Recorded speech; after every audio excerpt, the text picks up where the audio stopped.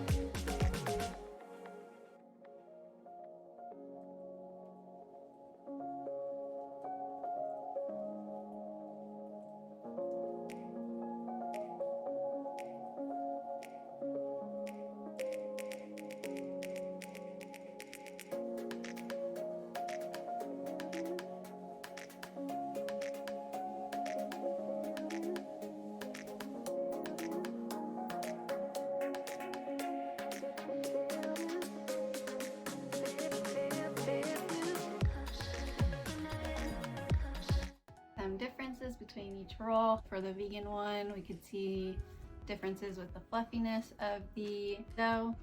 And then with the filling, the vegan version was different compared to the traditional. So with the vegan one, it was just brown sugar, cinnamon, and then vegan butter into like a mixture. So that actually made like the dough more absorbent. Oh, definitely a fullness to it for sure. Definitely had some weight to it after it rised for a little bit.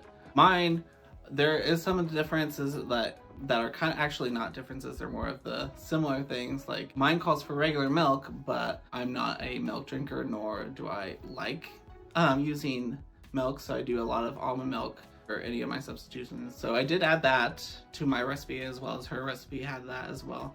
Our glazing on top of that was all vegan right there. Both of our rolls or twists had the same thing. Pretty well. Only difference was the egg. Yeah, of course. I've always got to add that egg to mine. Let's see. And then the difference between the rising time. So you don't let yours rise. So yeah, so on mine, I throw it in a bread maker. It does itself rising. And then afterwards, I roll it out, put the layers in between them, and then I let it sit for 30 to an hour so that it rises enough to let the yeast work. And then on hers, we actually let it rise before we even rolled it out. We let it rise again just for about 30 minutes, just to let it get some fullness into it. And then we baked them. That's good. Good job. Hey. Nice sleeves. Yeah.